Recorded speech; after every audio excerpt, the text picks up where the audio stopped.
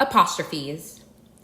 If you thought commas were a handful, meet the apostrophe, one of the more misused of our punctuation symbols.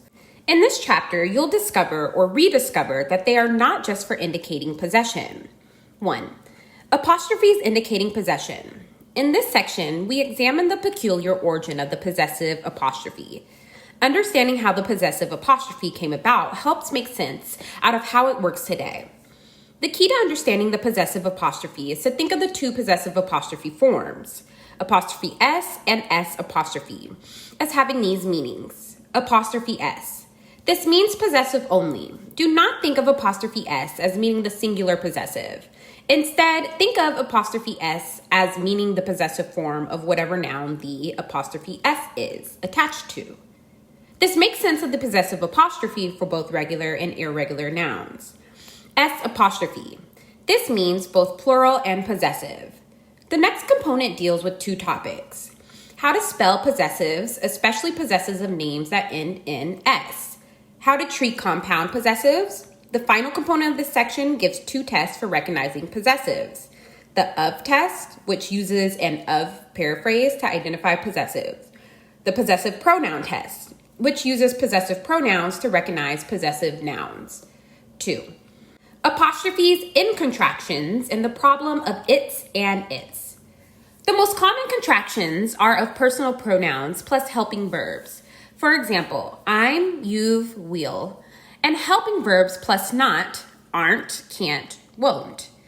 While actual mistakes with these contractions are rare, the biggest problem is overuse. In formal, nonfiction writing, contractions are marginally acceptable at best.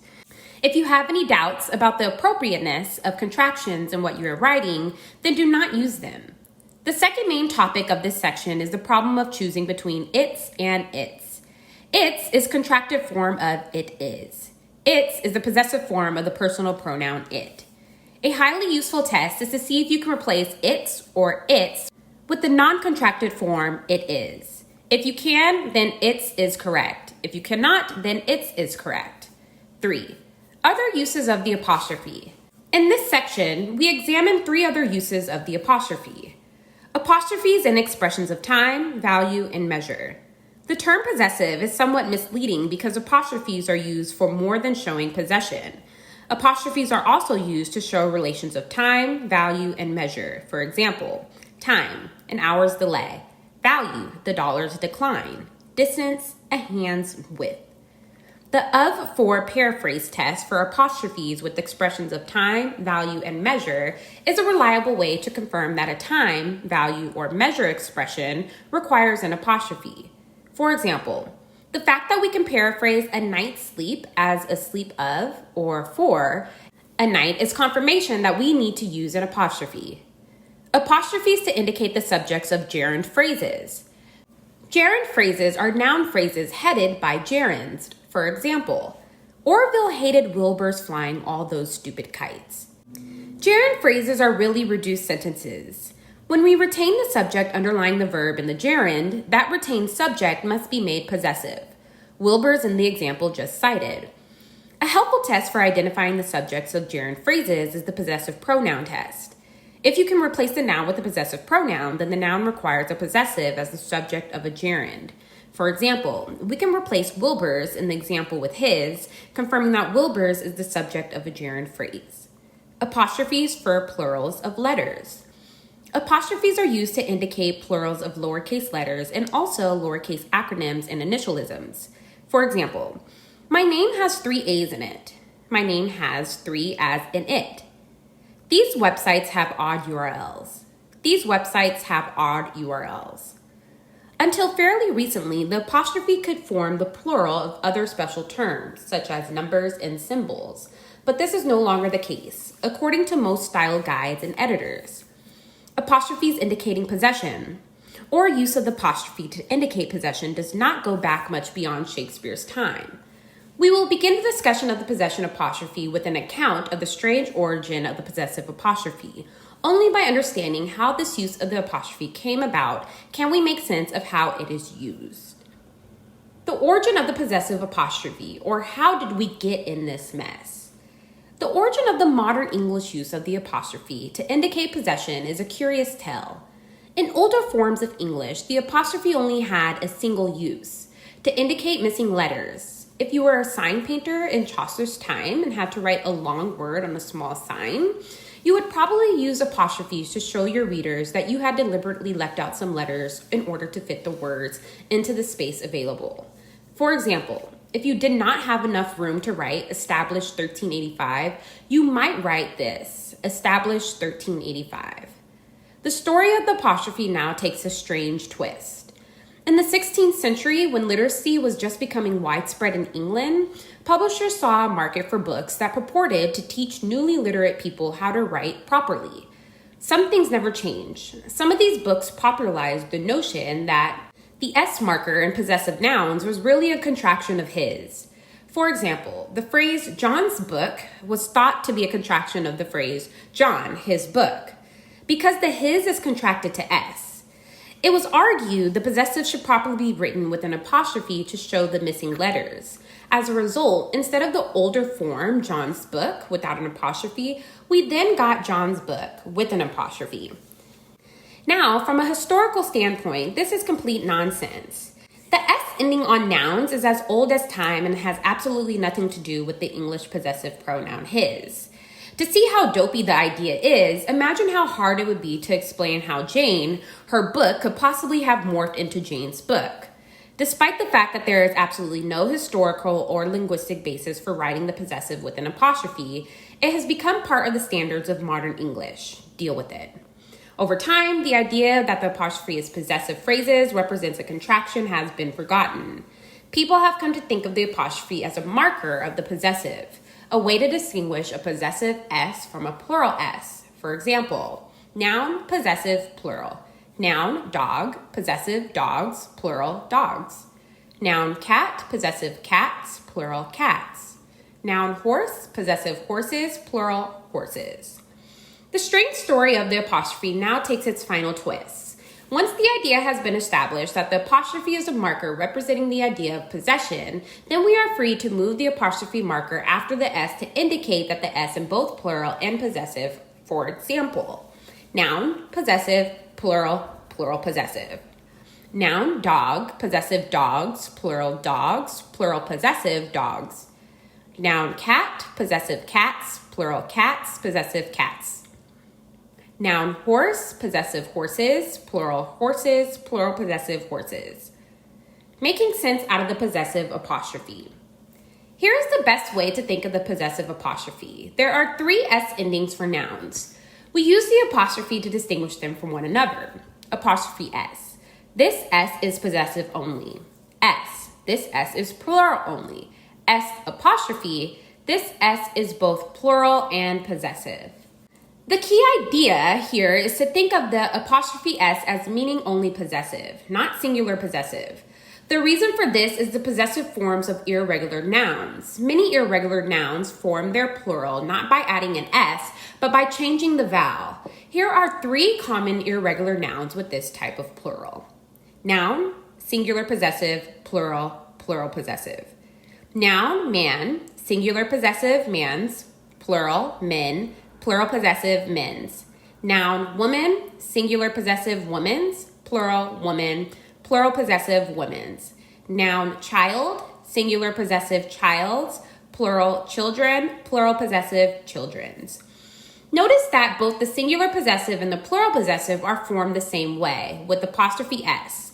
If we think of apostrophe S as inherently meaning singular possessive, then the apostrophe S with the plural possessive forms men's, women's, and children's make no sense. Instead, if we think of apostrophe S as meaning the possessive form of whatever noun the apostrophe S is attached to, then everything makes sense. When apostrophe S is attached to a regular singular noun, it means that the singular noun is now in its possessive form.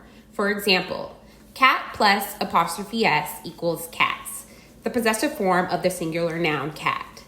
When apostrophe S is attached to an irregular plural noun, it means that the plural noun is now in its possessive form. For example, men plus apostrophe S equals men's, the possessive form of the plural noun men. Women plus apostrophe S equals women's, The possessive form of the plural noun women. Children plus apostrophe s equals children's. The possessive form of the plural noun children. Grammar trivia. Grecian dots. In ancient Greece, punctuation was almost non-existent until around 200 BCE, when a librarian suggested using dots to show where a speaker should pause when reading aloud. Conquering Romans borrowed much from Grecian culture, but not so with this early form of punctuation. It would take the fall of Rome and the rise of Christianity for punctuation to become widespread. The spelling and use of possessives. We will now get down to the fine print about spelling and using apostrophes. Spelling the possessive form of names ending in x. For the most part, the possessive of names, proper nouns, is exactly what you expect. Add apostrophe x, for example. Uncle George's car, Mrs. Smith's address, and Argentina's foreign policy. The problem is that some polysyllabic names end with an S or S-like sibilant sound, in which case you can break the rule and spell the singular possessive with just an apostrophe. For example, besides the expected apostrophe S spelling of names like these: Dickens' novels, Ted Williams' hitting streak, Dylan Thomas's poetry, you will see possessive spelling like the following: Dickens' novels, Ted Williams' hitting streak, Dylan Thomas' poetry. Most but not all reference books recommend just using the apostrophe S for spelling for the possessive of all names, whether they end in an S or not. There are, however, two genuine exceptions: Jesus and Moses. The possessive of these two names is conventionally spelled with just an apostrophe. In Jesus' name, Moses' commandments. The possessive form of compound names, most of the time, compounded names imply just ownership. In that case, only the last noun uses apostrophe S. For example, Aunt Sarah and Uncle Bill's house, Laurel and Hardy comedies, San Francisco and Oakland metro system, Charles and Diana's marriage. If the compound does not imply joint ownership, then both nouns use apostrophe S. For example, John's and Ruth's offices are on opposite sides of the building. The president's and the treasurer's duties are both given in the charter. The Democrats' ideas and Republicans' ideas completely clashed. Testing for possessives. There are two useful tests for identifying possessive nouns. The of test. You can paraphrase many possessive nouns by using the word of. An additional benefit of the of test is that the paraphrase helps the user decide whether the possessive noun is singular or plural. Here are some examples. The judge's decision. Of paraphrase: A, the decision of the judge, or B, the decision of the judges. At this point, you, the writer, have to decide whether you're talking about one judge or multiple judges. If there's one judge, the correct answer is the judge's decision. If there are multiple judges, the correct answer is the judge's decision. A teacher's pet. Of paraphrase: A, the pet of a teacher, or B, the pet of teachers. If A is correct, then the answer is a teacher's pet. If B is correct, then the answer is a teacher's pet. The possessive pronoun test. Noun phrases containing possessive nouns can be replaced by the appropriate possessive noun his, her, its, or their. For example, the court ordered the suspect's release. In this sentence, we can confirm that suspects is a possessive because we can replace it and whatever adjectives happen to modify it with an appropriate possessive pronoun. The court ordered the suspect's release. The court ordered his or her or their release. The fact that a possessive pronoun can replace suspects confirms that suspects is a possessive and should be used with the possessive apostrophe. The court ordered the suspects or suspects' release. Here is a second example.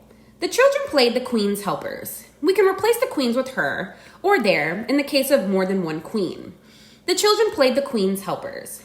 The children played her or their helpers. The fact that we can replace queens with her or their tells us that queens is a singular or plural possessive noun. The children played the queens or queens' helpers. Summary. Apostrophes are used to signal when an S is used as a possessive. An apostrophe S ending signals that the noun is possessive. An S apostrophe ending signals that the noun is both plural and possessive. Two helpful tests for identifying possessive nouns are the of test and the possessive pronoun test.